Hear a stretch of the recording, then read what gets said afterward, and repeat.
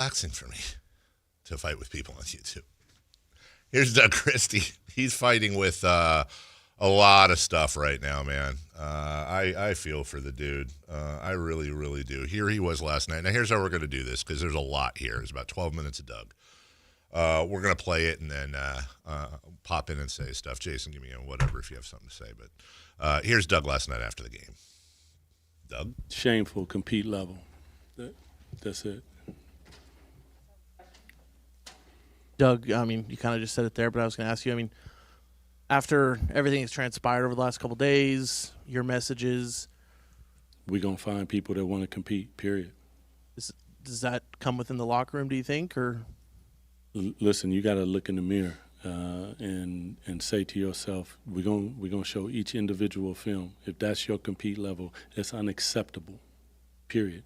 We gotta compete. That's all. That wasn't a high level of competition. Like, a team plays hard. They're young, and it's taken them a few years to get the right type of wings and athleticism and size, and they've done that. But they just compete hard. That's all. They just getting out in transition and running. Nothing special. But when you play a team like that, you got to compete, period. And if you don't, that'll be the damn result every single time. Doug, in the third quarter, you took out all the starters. Was that a message, Sub? Well, it says 33-8 in fast break points. So, yeah, listen, everybody, every single person. I look in the mirror every morning. I'm going to do whatever I can to make sure that we right the ship. But unacceptable, period. And if they being real, they're going to tell you the same thing. Coach Christie, there's a lot of things that could be said about, that stat box, but 31-3 fast break. Hey, Did that sound like that's a little lackadaisical to you? Definitely. 33-8 in fast break points just says that you're not getting back, you're not communicating, you're not building walls, you're not being physical.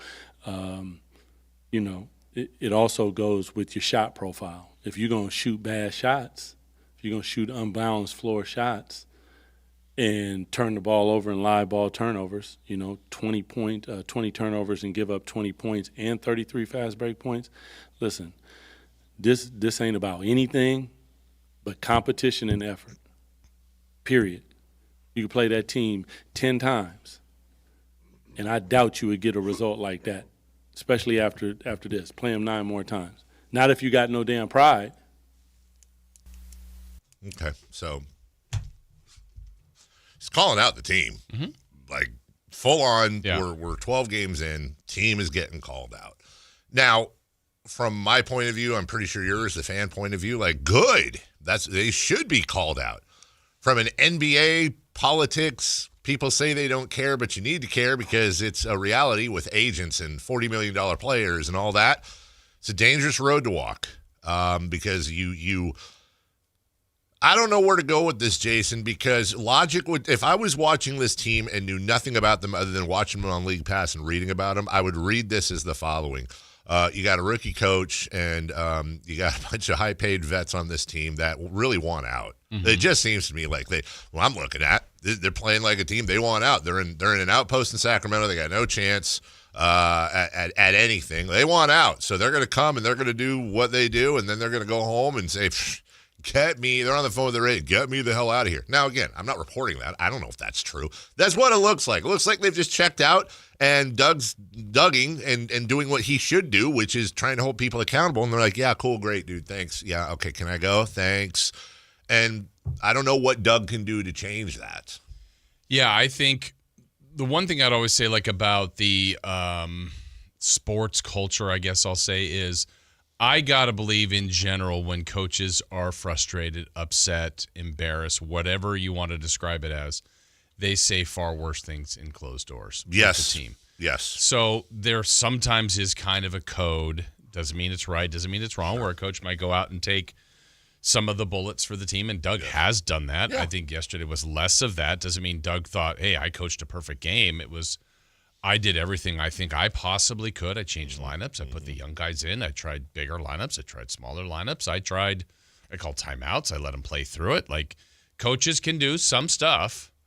You can't, I mean, I personally am always in this is on the players. Doesn't mean coaches can't have their impact, but I know if I were a player and that was the performance, it was like, yeah, I didn't hold up my end of the bargain if I played 2 minutes or if I played 28 minutes. So he chose to, and Doug is very, very honest. Very honest. I don't look at that as a flaw, but some might. I don't know. And I think he's emotional and passionate and really, really wants this. And I think it's at a crossroads of nothing went right. He's honest. He wants to win in the worst of ways. And as a former player, too, when you personally can't get out there and do anything, it's got to be difficult. Yes. I think that's the toughest part for him, and he alludes to that later. Yeah. That Doug may be 55 years old, but he's still in his prime in his brain. Mm-hmm. And I think there's a large part of him that just, he says it, just wants to suit up and get out there and say, guys, this is how you do it. Yeah. Whereas if you or I were coached, like, yeah, I know I can't, but I know I'm trying to get you to do it. Where Doug is like, I'm one of the best, if not the best defenders this organization has ever had. Yes. Can you do what I did? That's no. Obviously they can't. Here's more Doug. To the point of competition and effort, it seems like these 4 games have all kind of been that similar theme. Do you see it getting like worse? Is it regressing in any way for you guys? I mean, there's confidence. There's a lot of different things that can go into that. But, you're professionals. You signed up for this. And this league is hard. And with that being said, this is only game 12. I mean, it's a lot of basketball to be played. You've demonstrated that you can do this. You played against Oklahoma City and competed at a high level. You went into Milwaukee and beat them. I mean, you've competed against really good teams. And make no mistake about it, all these teams, I mean, Minnesota, Western Conference Finals, OKC, Western Conference Finals eventual champion, Denver Nuggets, semifinal. Like, these are really good teams. But ain't nobody checking for that. You're going to have to play your way out of it, period. If you've ever been to any gym, rec, hood, anywhere, get ran off the court and see if you get some respect. I've been to all of them, and I've taken butt whoopings. Like, that's part of it. But you know what I do? I'm going to come back. Nah, that ain't it. You are not going to represent Sacramento Kings. It just ain't happening, man. Not while I'm here, and you know how that goes. So I'm a realist. It's part of our business. But nah.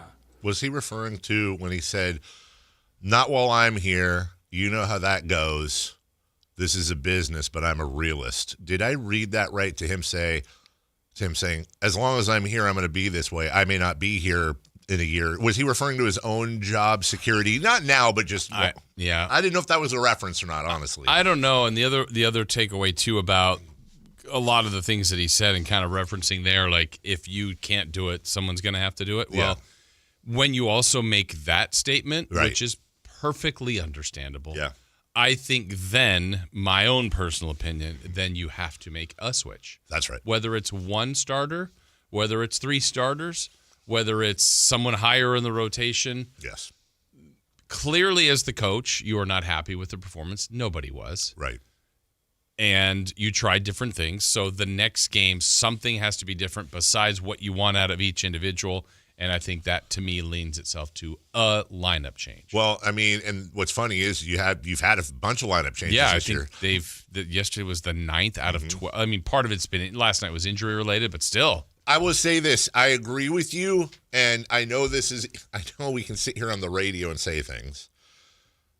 And in reality, it's much more difficult. But honestly, Doug, you're saying you're not pulling punches in your post game. You're not pulling punches in your pregame. You want to send a message. Start the reserves in the first game of the road trip. That is what you would do. You roll out there and you go, okay, we're gonna start Russ Westbrook. We're gonna start Keon Ellis. We're gonna start Neat Clifford. We're gonna start Precious Achua. And we're going to start either Raynaud or Drew Eubanks. And that's your starting 5. Now, you may take them out after 5 minutes, but if you really want to make a statement and and on the floor back up or match, I would say, the vitriol that you're saying post-game, at some point there are some adjustments in the margins, and I get he's in a tough spot. Yeah. Jesus. Right. What are we doing? Right. Well, also, the reality of the timing of, like, that was minutes after. Like, usually just protocol of the game ends, player 1 comes out, player 2 comes out, Doug comes out. Right. We were in the commercial from signing up. Like, there was no long back and forth with G-Man and I. It was like, basically, this game stinks. Kings lose. Upcoming road trip. See you, G-Man. Good trip. Post-game starts. We never, like, usually nobody's at the podium. We just went to that break. Whoa, Doug's at the podium already. It's like, okay. And so there was heat. Like, if Doug was on right now, right, he's calmer than he was yesterday. Sure. So there's a little bit of time to heal that. Doesn't mean those were natural and authentic feelings. But the other part, though, of stuff we've been saying for weeks, if, as an organization, which I know they are aligned, you are trying to move some players. Yeah. What does that look like if all of a sudden you're like, yeah, we're talking to Team X about this starter, right, or starters, right? You're 3-9 and you're benching them. Mm-hmm. We talked about I'm that. interested in this guy as someone that fits in our mix. You aren't playing him. Why would we want him? And I will tell you this: one of the things I've dug on this week is just getting some clarity, because you never know. And I have, because some people have this question, I have been told numerous times, multiple times, emphatically, Doug has 100% control of the rotations and of the starters and the reserves. Good. Now, to be fair, obviously, in any relationship between coach, front office, whatever, there's going to be discussions amongst the coaches. There should be. There's going to be discussions amongst the front office. Everyone's going to, hey, maybe, have you tried this? Have you thought about doing this? What do you think about doing that? Different set of eyes. Doug has today on November 13th, Doug has 1 trillion% autonomy on who he plays, who he doesn't, and how long he plays them for. There is no like, hey, you need to get DeRozan 36 a night, or hey, don't play Keon that much. That is, I can tell you emphatically, again, with the caveat of, unless a bunch of different people are separately lying to my face, many of which I've known for a very long time and have never lied to me. Yeah. That is the fact. So any blame, any credit on that goes on the players and on the coaches. This is not a front office or ownership thing. There's plenty of things we can go down that road on, not that one. Here's more Doug. Put on a jersey, represent it properly. These people need to come into the turnstiles, and they need to be proud when they leave here about the product that they see. Not embarrassed. Excuse me. Unacceptable, period. It is. This is a simple one. This ain't even hard. Sometimes you come up here and you're trying to figure out, maybe I'll go back and look at – I don't need to look at no tape. Probably won't look at it. I don't think he was doing this, but I'm pretty sure 98% of every media member and 100% of every fan listening was like, "Oh God, Luke Walton." As soon as he said that, I was like, "Watch the tape." I got to see the trying tape. to figure out, maybe I'll go back and look at. I don't need to look at no tape. Probably won't look at it. I seen it once live. Damn, if you want to look at it again, but I will. Of course he's like, I have. Coach, starters fall behind again for another game, and the bench unit comes in, looks really good. What is the contrast that you're seeing between those two units, and are you looking at possibly changing combinations? You got to. I mean, those guys are minus 31, minus 38, minus 34, minus 20. Like you got to. I mean, they need to look at themselves and say, when we competing at a high level, we playing against anybody. We was 3 points or whatever it was going into the fourth with Denver. Milwaukee, you compete all the way to the end.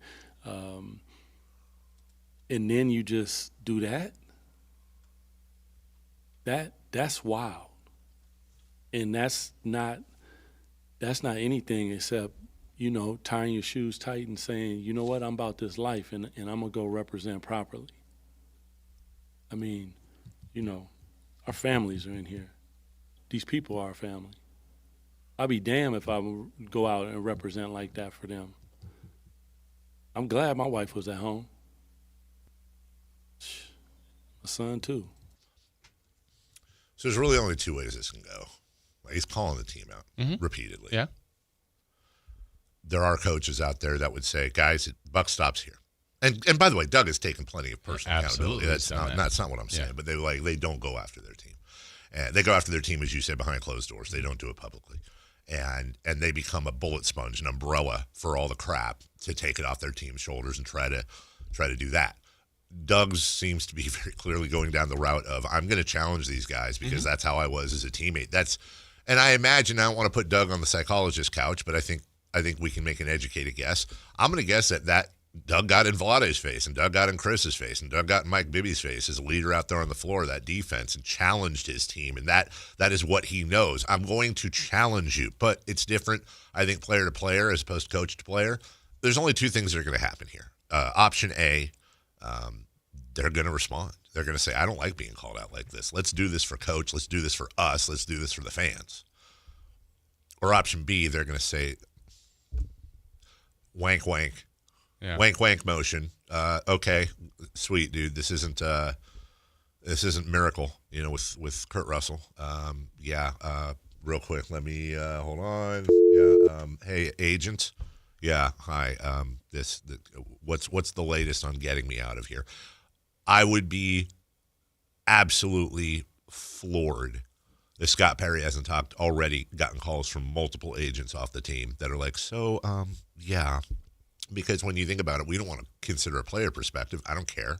You shouldn't care. Fans shouldn't care. But in the reality of the situation, you got guys that are either in their prime with limited time left, past their prime, but are retiring soon and know this, or right at that edge. And it would be perfectly natural in today's sports world for them to say, I don't want to go out like this. Like I want to be on a team that is competitive and is going to make noise in the playoffs and at least has a shot at stuff. I don't need to have my ear chewed off for a 25-win team in Sacramento, California. Like, get me the hell out of here, please. I'm going to make the same money there having fun as I am here.